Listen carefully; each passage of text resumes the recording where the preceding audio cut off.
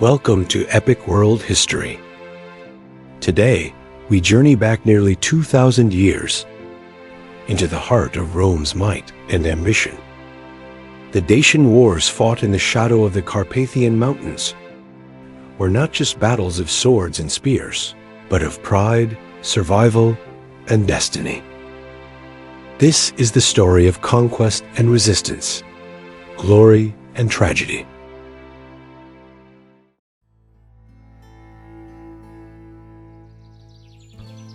In the early 2nd century AD, Rome turned its gaze north toward the Carpathian Mountains. The Dacian Wars began under Emperor Trajan, who sought to bring ancient Romania under Roman control. Dacia's wealth, especially in gold, tempted the empire. But beyond riches lay strategy. Securing the Danube frontier was vital for the Roman conquest to endure.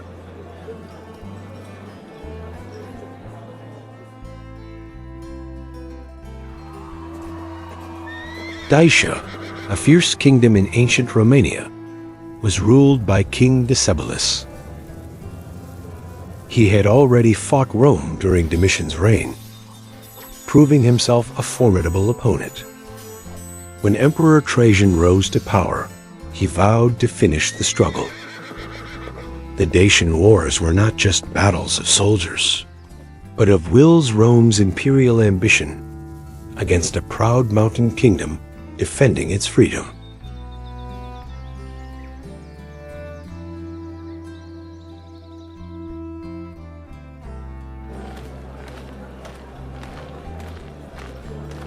In 101 AD, Emperor Trajan led his legions across the Danube River. Vast bridges of boats carried Rome's might into Dacian lands. The Roman conquest advanced with disciplined precision. Dacia's rugged terrain, however, offered natural defense. Valleys, forests, and fortresses in the Carpathians gave Decebalus the advantage of home ground, forcing Trajan to wage war with relentless determination.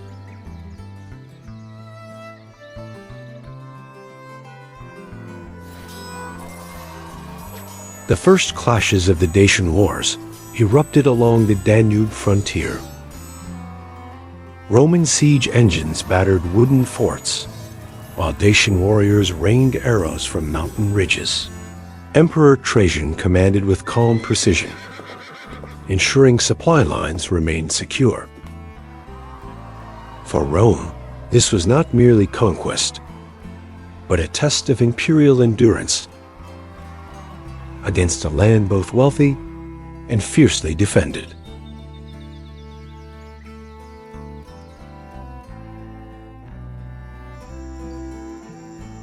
King Decebalus proved a master of guerrilla tactics.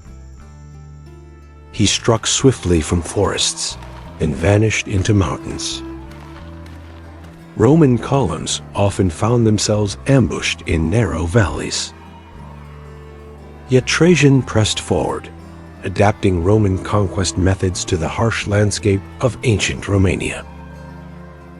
The Dacian Wars became a struggle of attrition, where each hill and fortress had to be seized.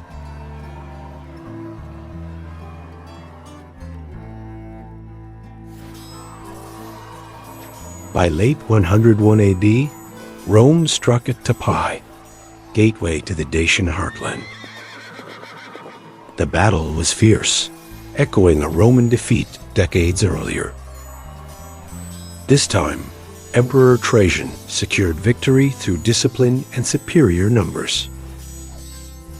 The bloodshed at Tapai marked a turning point in the Dacian Wars, forcing Decebalus to retreat deeper into the Carpathians to defend his mountain strongholds.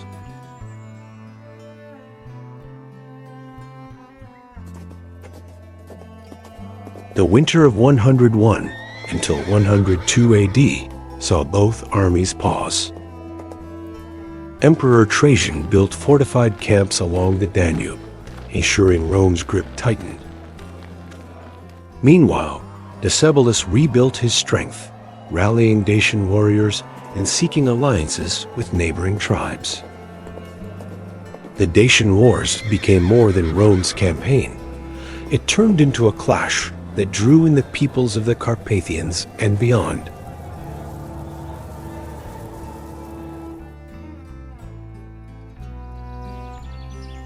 In spring 102 AD, Trajan renewed his assault.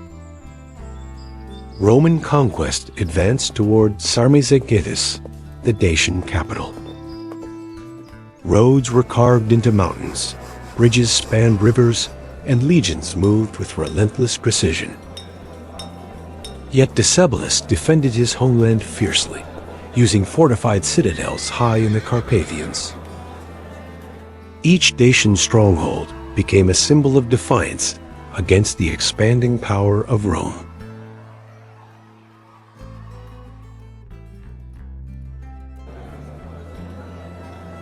As Rome closed in on his capital, Decebalus sued for peace.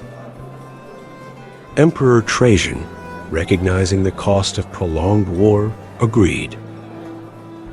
The Treaty of 102 AD made Dacia a client kingdom, with Rome imposing conditions and seizing fortresses. Yet peace was fragile. The Dacian Wars had not ended.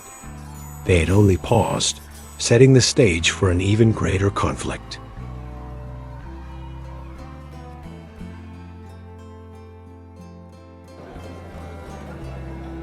For 4 years, uneasy peace lingered. Rome fortified its frontier, while Decebalus secretly rebuilt his power. He restored fortresses, gathered weapons, and defied Roman demands. By 105 AD, his defiance forced Emperor Trajan to act once more. The Dacian Wars resumed, this time with the full weight of Roman conquest determined to end Dacia's independence forever.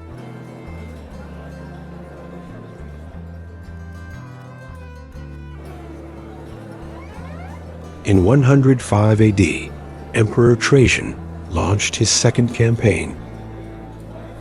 This time, Rome built a marvel of engineering, the stone bridge across the Danube, designed by Apollodorus of Damascus.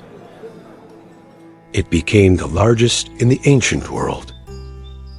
With this bridge, the Roman conquest could move swiftly into Dacian lands, signaling that the empire intended a permanent hold over ancient Romania.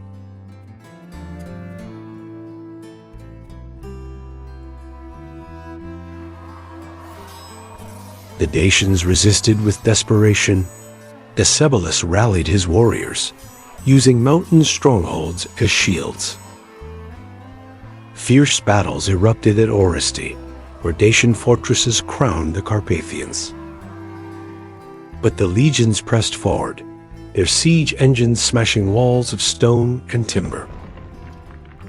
The Dacian Wars grew bloodier, with each fortress falling only after brutal assaults and heavy Roman casualties.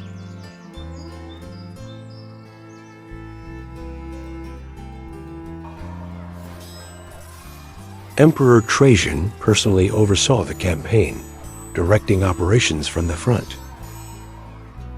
His leadership inspired Roman legions, reminding them of Caesar and Augustus before him. For Trajan, the Dacian Wars were more than conquest, they were a legacy. Victory promised glory for Rome and security for the empire's Danube frontier, but failure would stain his reign forever.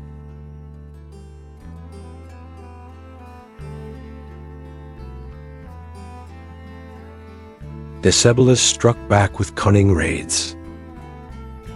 Dacian warriors cut Roman supply lines and harassed isolated garrisons. But Rome's vast resources outweighed these tactics. Emperor Trajan ordered the legions to construct new roads, fortresses, and supply depots, ensuring the Roman conquest could grind forward, no matter the resistance. The Dacian Wars became a war of persistence as much as force.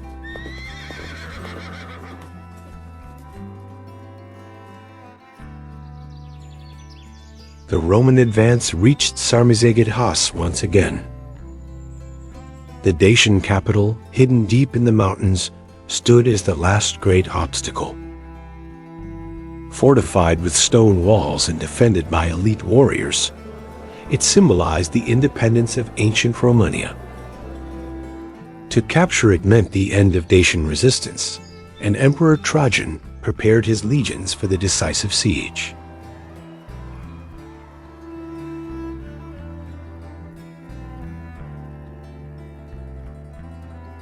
The siege of Sarmizegetusa began with relentless fury.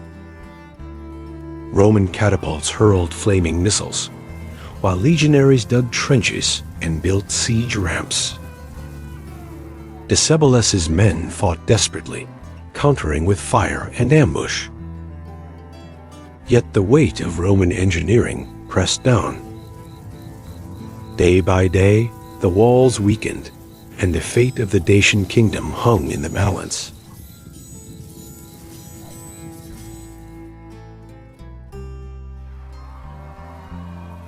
Finally, Roman forces broke through the defenses of Sarmizegetusa. The citadel burned, its walls collapsing under siege. Decebalus fled into the Carpathians, refusing to surrender. The Roman conquest had shattered Dacia's heart, but its king still roamed free, a symbol of resistance. Emperor Trajan ordered his legions to pursue him relentlessly across ancient Romania's rugged terrain.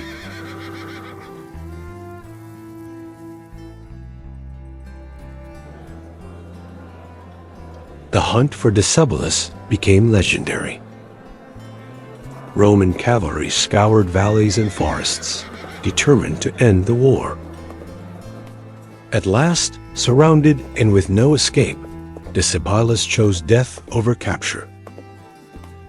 He took his own life in 106 AD. His defiance ended, but his memory endured as the last king who challenged Rome's might in the Carpathians.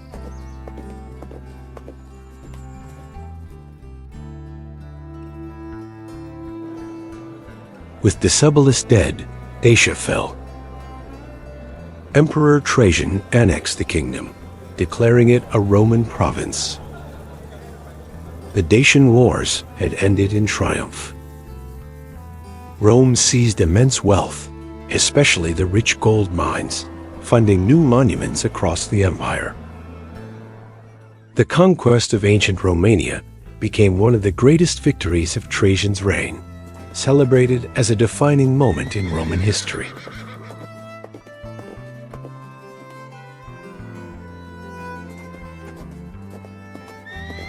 In Rome, Trajan's victory was immortalized. The Senate awarded him a triumph, and he built Trajan's Column. Its spiraling carvings depicting the Dacian Wars in vivid detail. Citizens marveled at the stories etched in stone bridges, battles, and the fall of Decebalus. For the empire, the conquest of Dacia symbolized Rome's unmatched power at the height of its glory.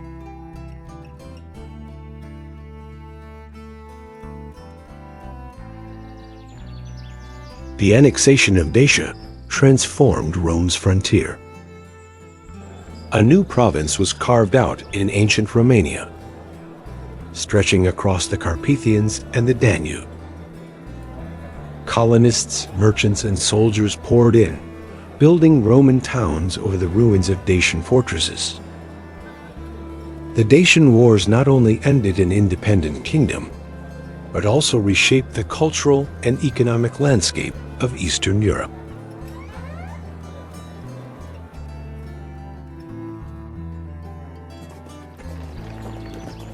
The spoils of war enriched Rome beyond measure.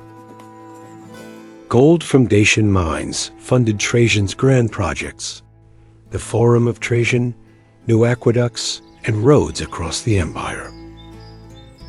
The Roman conquest of ancient Romania fueled prosperity, but it also came at a terrible cost. Countless lives lost, cities destroyed, and a people absorbed into Rome's dominion.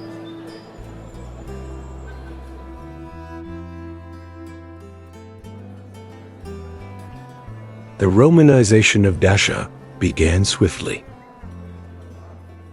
Latin became the language of administration, temples rose to Roman gods, and veterans settled the land. Yet the memory of Dacian culture survived in traditions, art, and whispers of Decebalus's defiance.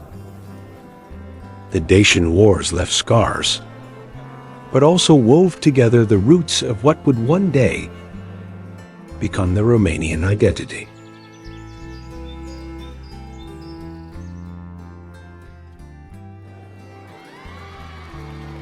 For Emperor Trajan, the Dacian Wars cemented his place in history. He was hailed as Optimus Princeps, the best of emperors. The Roman conquest of the Carpathians showcased not only military genius, but also the empire's unmatched ability to absorb new lands. Trajan's triumph in ancient Romania became a model of imperial expansion at Rome's height.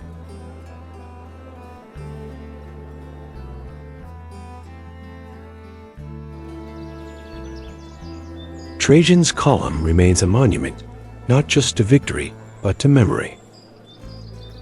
Its spiraling reliefs captured the faces of soldiers, the struggles of Dacians, and the relentless march of empire. Centuries later, historians and visitors still gaze upon it, tracing the story of the Dacian Wars etched forever in stone, a bridge between past triumphs and enduring lessons.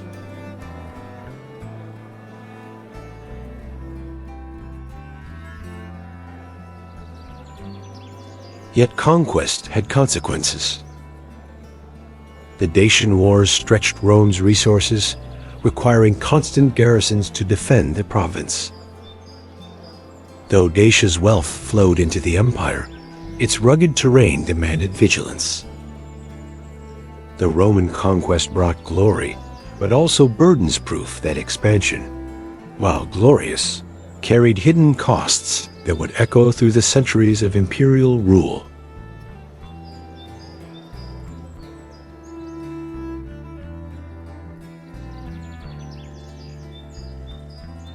In later years, Dacia remained a jewel of Rome, though often threatened by surrounding tribes. The Dacian Wars had secured Rome's frontier, but only temporarily. Over time, the Carpathians would test Rome's hold, reminding the empire that no conquest lasted forever. Still, Trajan's victory shone as one of Rome's proudest achievements in ancient military history.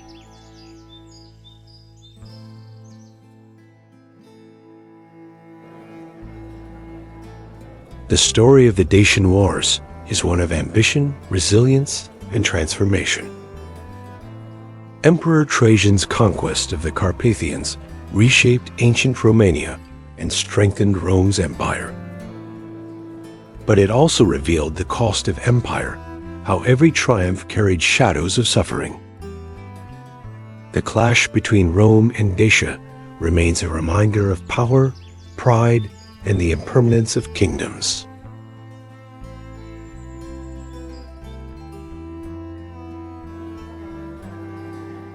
Today, the legacy of the Dacian Wars lives on. In Romania, monuments and ruins recall both Roman conquest and Dacian defiance. Archaeological discoveries reveal a world where two civilizations collided, leaving behind treasures, weapons, and stories. For historians, the war remains a window into the ancient struggle between empire and freedom, ambition and survival.